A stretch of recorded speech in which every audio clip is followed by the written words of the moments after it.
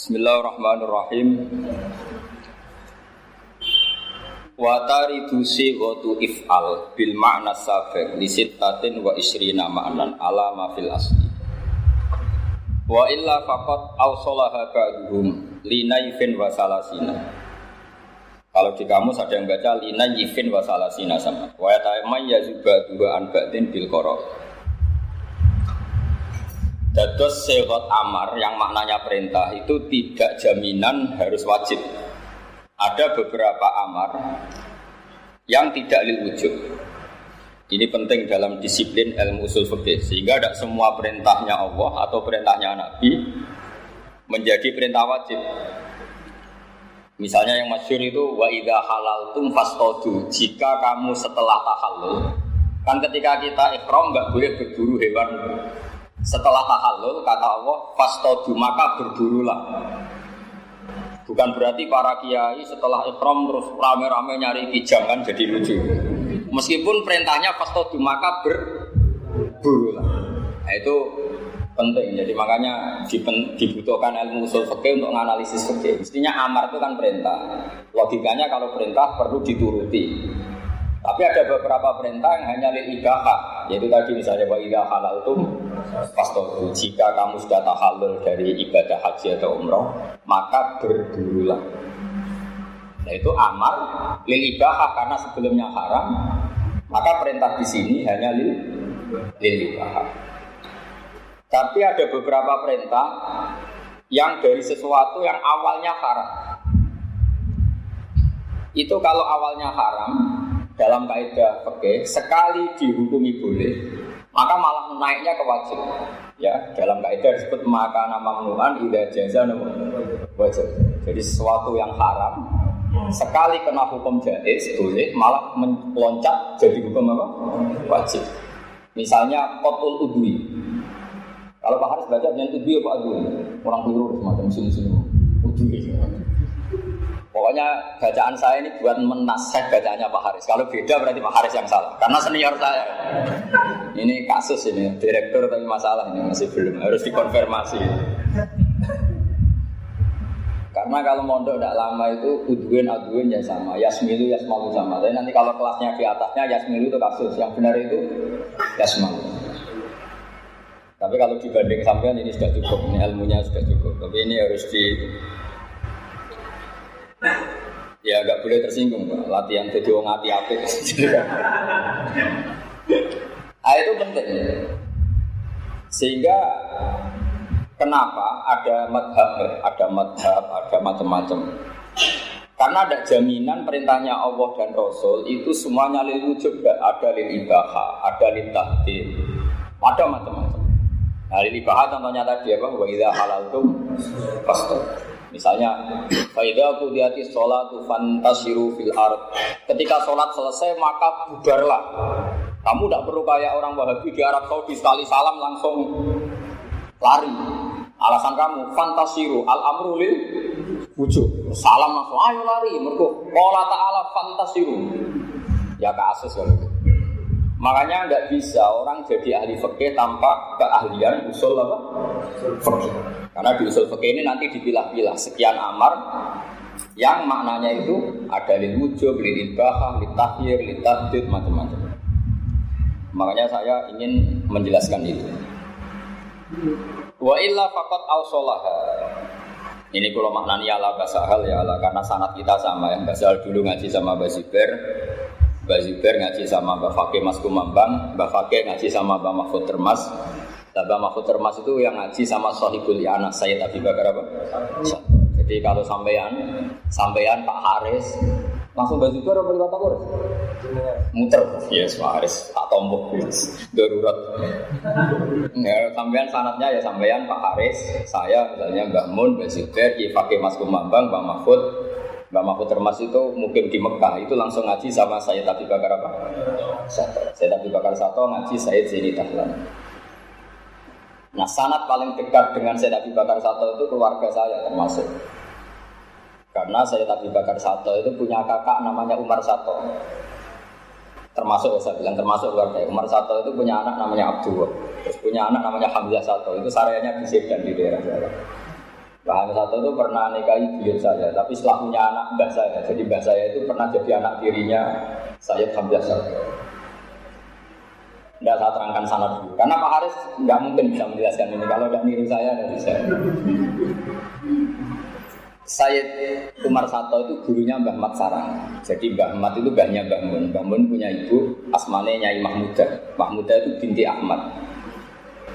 Mbah Ahmad itu mertuanya Mbah Zubair. Mbah Ahmad itu ngaji di Mekah. Itu tidak ngaji sama Sayyid Abi Bakar Sato Sohibul Yaman, tapi ngaji sama Sayyid Umar Sato, kakaknya Abi Bakar apa? Sato. Sayyid Umar Sato berkeyakinan ngaji itu tidak perlu kitab besar, tapi hafal. Harus hafal. Sehingga jurumnya ya dihafalkan, Imriti dihafalkan, Alfiyah, kitab-kitab Mabadi juga dihafalkan. Sehingga ketika Mbah Mat itu rawuh ke sarang, menerapkan mahfudzat. Karena ada lembaga yang bernama Sekolah MGS. Terus korbannya ya kita-kita, kalau nggak hafal tuh nggak naik juga. Jadi Mbah Said Umar itu termasuk akibatnya ke kita. Akhirnya kita wajib menghafal, termasuk bahasa hal, terus beberapa kiai hajen, Mbak Nafek mewajibkan muhafadzah karena dulu Mbak Umar itu ilmu itu manfaat nak dihafalkan. Untung tidak nyuruh ngapalkan kaidah usul fikih. Tapi itu dulu lazim. Sayyid Abi Bakar Sato bisa alim gitu itu karena ngaji sama kakaknya namanya Umar Sato. Jadi kalau pakai sanad sarang misalnya Mbah Mun, Mbah Zubair juga bisa lewat Mbah Mat. Mbah Mat itu ngaji Sayyid Umar apa? Sayyid Umar Sato itu yang mewajibkan muhafadzah. Jadi termasuk tradisi menghafal itu yang keras itu Sayyid Umar Sato. Sehingga saya mohon kaidah-kaidah fikih karena bahasa hal itu spesialnya di kaidah fikih, saya mohon itu dihafalkan. Kayak tadi makana mamnu'an idza jaza wajib. Misalnya orang makan bangkai itu haram. Orang nyuri gedangnya Pak Haris, gedang gorengnya Pak Haris itu haram. Haram. Tapi sekali kamu kelaparan, kalau nggak makan gedangnya Pak Haris itu mati, maka wajib makan. Bukan sekedar boleh, tapi apa? Wajib. Karena sesuatu yang pernah dilarang, sekali boleh, langsung naik, hukumnya jadi apa? Wajib. Orang makan bangkai itu haram. Tapi kalau kamu darurat, kalau nggak makan bangkai itu mati, hukumnya makan adalah wajib.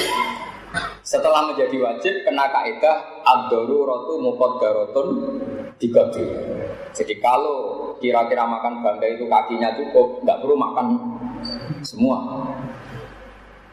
Paham ya? Makanya itu bisa diteruskan. Misalnya orang melihat perempuan itu haram, tapi kalau harus lihat di syahadah atau taklim atau macam-macam, itu langsung wajib. Jadi memang kaidahnya gitu. Qatul udwi haram, tapi sekali harus karena ada kepentingan medis menjadi wajib. Itu kaidah makana mamnu'an idza jaza wajib. Sesuatu yang dilarang sekali kena hukum jaiz, entah karena alasan apa, langsung naik jadi apa? Wajib. Nah, tentu ini butuh sekian analisis untuk membuktikan itu. Nah, makanya terus orang-orang usuliyin membuat bab seperti ini. Kalau baca ya. Waya tamaya subatuha lan dadi beda.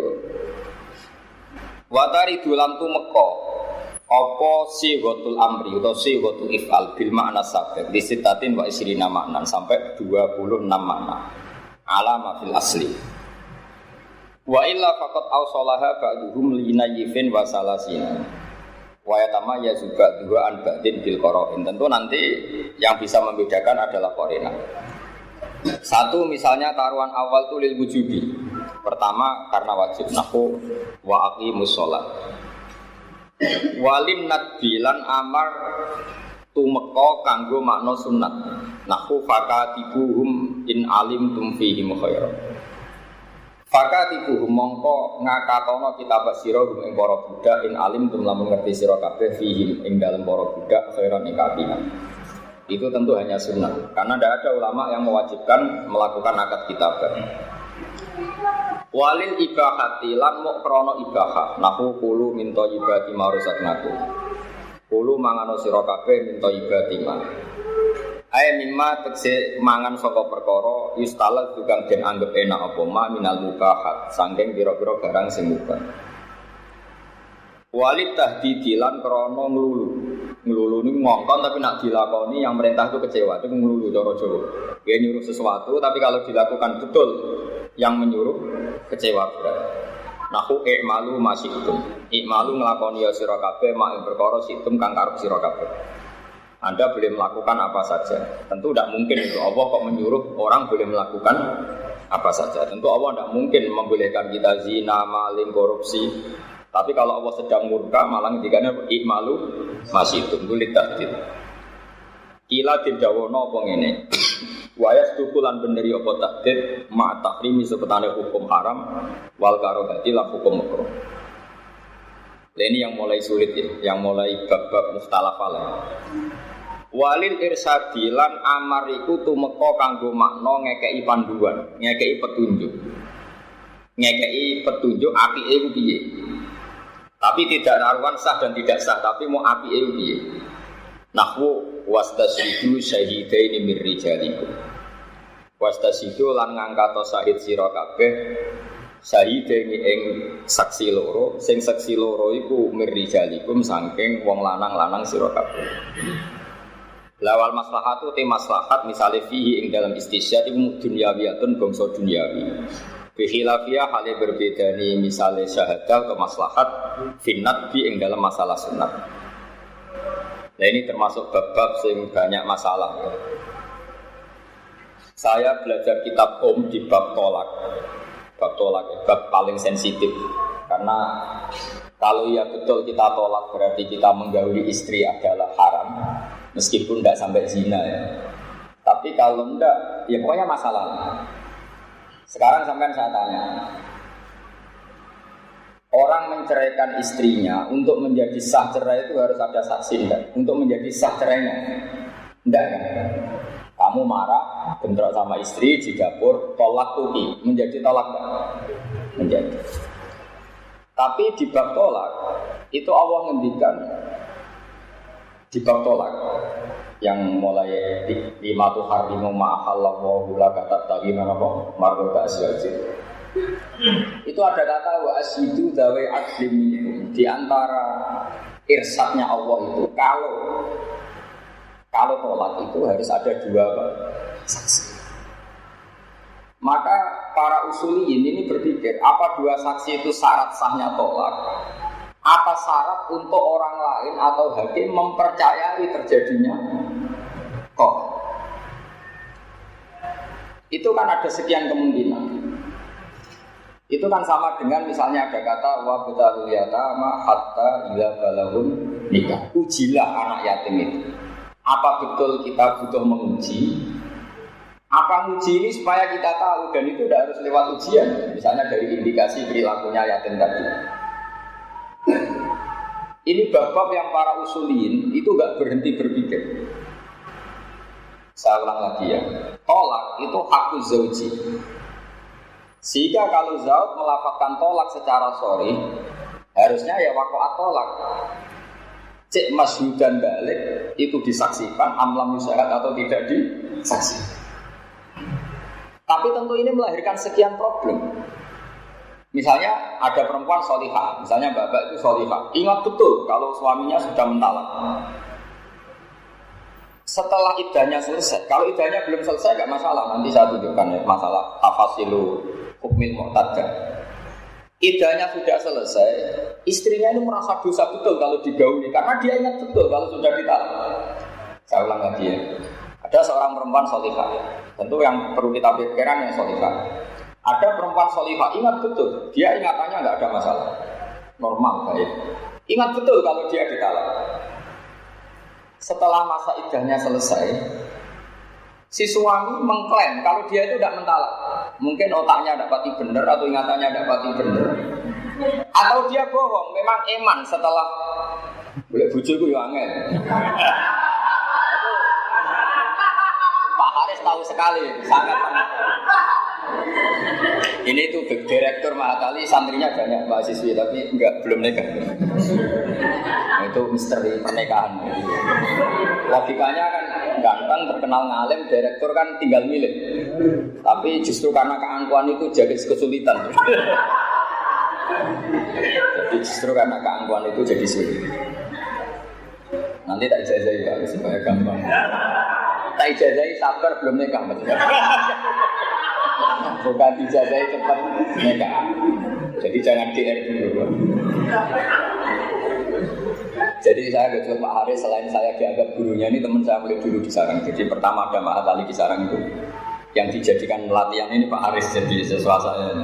Angkatan kedua atau ketiga? Ketiga. Saya ulang lagi ya. Nah ini memang Mbak Sahal terkenal ahli fikih. Saya kenal banyak sama beliau karena memang beliau itu sepupunya Mbak saya. Dulu ketika mondok di Sarang sering di rumahnya Mbak saya. Jadi Mbak Sahal itu punya ibu namanya Badiah. Itu adik kandungnya buyut saya namanya Sofia. Jadi buyut saya itu Sofia punya adik Badiah. Yang Badiah di Garwa Mbak Mahfud melahirkan Mbak Sahal, yang Mbak Sofia itu terus punya anak Mbak saya, terus ibu saya. Makanya saya kalau manggil itu Mbak. Terus Mbak Sahal punya mbak namanya Mizayana, yang punya anak Lekoyum, punya adik namanya Khotijah, yang punya anak Bizza. Jadi ya saya kesini itu ke keluarga, jadi saya tahu banyak tentang Mbak Sahal. Beliau terkenal fakih ya, karena sebelum ke Sarang sudah alim. Sudah alim ketemu orang alim namanya Gesibir. Sudah alim ketemu orang alim, metode belajarnya benar, jadi alim betul. Mbak Sahal kalau menyak saya gini, kowe ngalim biasa, kitab sedikit gampang. Aku alim lu top, bisa aku kitab angel ya. Saya masih ingat kata-kata itu. Terus cerita dia, aku bisa ngalim neng Lasem. Jadi Mbak Sahal itu punya ipar namanya Kiai Mansur. Agaknya Gus Koyum namanya siapa? Kiai Mansur. Kiai Mansur itu bin Khalil. Khalil itu katibnya Mbak Mahfud Termas. Tulisannya bagus, tidak kayak Pak Haris, bagus. Pak Haris itu tidak bagus tulisannya, juga nasibnya. Dalam hal nikah, ya dalam hal nikah. Semua santri Sarang itu iri sama Pak Haris, kok bisa jadi direktur di Mahatali, mana ini? Aceh. Tapi mereka setelah tahu nggak pakai rapi tidak jadi iri. Ternyata sama saja, jadi irinya tidak jadi. Tidak biar sampean tahu sanad ya. Jadi dulu yang muridnya Mbak Mahfud yang alim itu tentu yang masyhur itu ya Mbak Hasyim Asy'ari. Kalau dari Lasem itu Mbak Khalil sama Mbak Maksum ya, sama Mbak Siddiq. Mbak Siddiq itu bapaknya Ahmad Siddiq yang dulu Islam, itu orang Lasem semua. Jadi Mbak Maksum, Mbak siapa tadi? Khalil. Mbak Khalil punya anak Kiai Mansur. Karena Mbak Khalil itu katibnya Kiai Mahfud, tulisannya bagus. Naskah-naskah Nailul Mahmud sebelum dicetak itu ada di Lasem, di Kiai Mansur. Nah itu ketika Mbak Sahal mau belajar Lubul Usul sama Mbak Zubair itu ngambil naskah Nailul Mahmud, Qoblal Matba'ah, Qoblal Toki maksudnya sebelum apa dicetak. Makanya di sini Mbak Sahal sering mengutip kitab apa Nailul Mahmud. Asyad binus khotin wairi matbu'ah. Beliau di Muqaddimah ketika apa? Binus khotin wairi matbu'ah, dengan naskah yang belum apa? Dicetak. Itu diabahnya Gus Koyum. Jadi Koyum bin Mansur bin Khalil. Karena Kiai Mansur itu iparnya Mbak Sahal, itu sering dipinjam. Jadi dulu yang memanfaatkan itu hanya Mbak Sahal karena ipar. Sebenarnya bukan karena ipar, karena bisa baca. Coba sampai mbok iparnya kan tidak ada gunanya. Nah, makanya saya itu nggak terima kalau ada orang cerita Mbak Sahal alim karena bisa mengakses kitabnya siapa? Mbak Mahfud. Apa gunanya ipar kalau tidak bisa baca? Terus Mbak Sahal kalau belajar itu 3 kali, itu ma'ruf, terkenal. Jadi sebelum ngaji Lubul Usul sama Mbak Zubair, beliau ngajar sama teman-temannya. Terus sinau sendiri, terus ngaji sama Mbak Zubair 3 kali. Itu ma'ruf. Jadi aku nak keliru, aku kebangetan. Jadi dari Mbak Zubair, dari Mbak Sahal itu nak aku keliru, aku kebangetan. Dan ijazah yang sama ini yang sering dijajahkan Mbak Mun ke saya. Makanya ini saya ijazahkan ke jenengan. Kata Mbak Mun gini, saya sering. Zaman itu Mbak Mun masih sering ngajar terus. Hak, kena aku pengen ngalim. Itu sebelumnya ngaji, gurumu itu sinau nisih. Jadi kayak pas ngurungokno gurumu, kadang ngecek Angger wacanane iku kok bener terus yo kowe wis ngalim, mau nyatane bener terus. Harus saja sampean tadi sebelum ketemu saya sudah belajar. Bacanya kok bener terus cocok sama saya. Berarti wis alim. Kok tiap salam terus salah separuh. Ya fatal. Nah, sehingga enggak perlu guru itu kakek